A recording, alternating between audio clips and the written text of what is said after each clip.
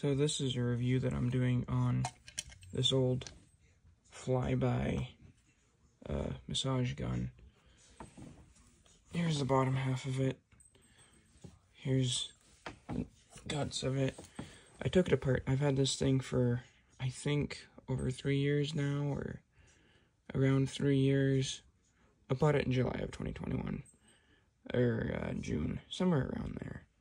So, and we use this for, you know, muscle aches and everything, and so I wanted to take it apart because it started making a clickety-clack, kind of like this noise here.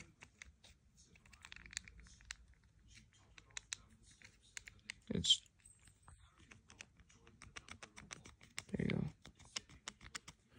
Anyway, so it started making a clickety-clack, and I was hoping that it was one of these bearings, which, by the way, this goes in like this, and everything else.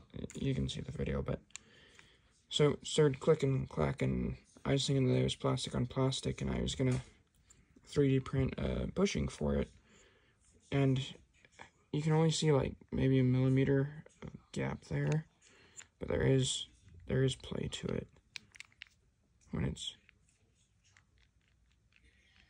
yeah, there's play to it. So you look at the anvil here, and it's not supposed to look like that. Your hands aren't supposed to look like that, but that's all grit from this thing just beating the snot out of itself. We use this probably 5 to 6 hours at a time. We'll run it from a full charge to a dead battery constantly within a 1 to 2 day period. And so this thing's actually lasted a long time.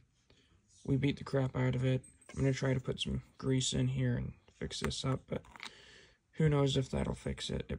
I know it won't take up the slack, and it won't make it stop, you know, clicking and clacking, and it'll hopefully help it stop grinding away on itself as much. We started to notice that it was starting to drop plastic out of it, and it turns out it was metal shavings that is dropping out of it. So I'm going to put this back together. I'm going to show you it running. This was actually really easy to take apart. You have these 4 screws here that go in here as that sits in there. This one big screw is a PH3. It goes through here, and it attaches at the back end of this anvil here. The best tool to have is a 1/4 inch bit adapter to a ratchet, 3/8 or 1/4 inch. This is a 1/4 inch. And just put it on there and crack it loose. Pretty sweet to have that if you don't have your impact handy. And see, like right now it's sliding alright, but that's the noise it makes. And you get that thing going pretty quick, like it does, and it makes quite a racket. So I've never tried their professional line or anything. This one is out of stock. They no longer make this model. We just barely bought it, and like 2 months after we bought it, and we bought one for a friend. And after that, they quit selling them. They always sold a different line, and I don't know how that line is anymore. So, but we're looking into getting a new one, and if we do, we're probably gonna get this brand. It's a good brand, at least from what I see here. So I'm going to put this back together. I'm going to show you it running. Okay, so I got this back in. I greased it up with some hops. So just to grease that headline around.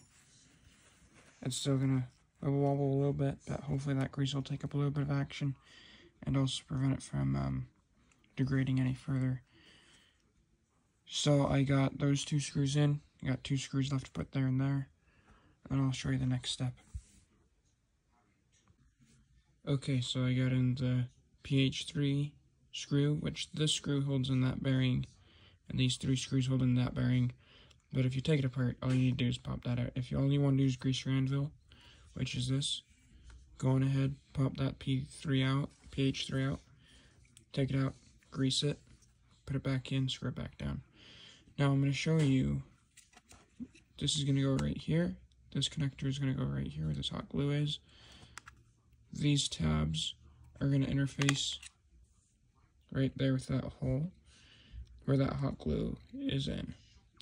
And then the battery portion and the handle portion, this is coming from the battery. You got a ground sensor and a power.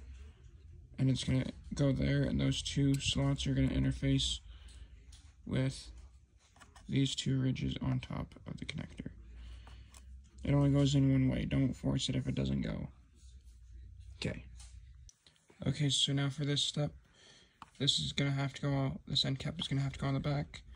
Make sure that the green lights are facing the way this is going to be facing upwards. This is going to go in like that and then down. And it has to click in the back. Make sure that your wires aren't in the way of this moving component here. I forgot to mention to you that the back twists on and off. So now it's on. So that's what you're supposed to do with it instead of prying it off. Now we're almost all the way back together. Let me just toss those two screws in here. And don't forget your rubber grommets as well, or your rubber plugs, whatever you want to call it. Okay, be right back. Here's 1, 2, 3. Sounds pretty good for a 3-year-old massage gun. I wish I would have had a recording of it from before, but it was a racket before. So anyways, hopefully this video helps you guys. I have never had a different brand of massage gun. I never even knew what a massage gun was till I met my wife. So, if you guys think this is good, let me know. If you guys have any opinions on it.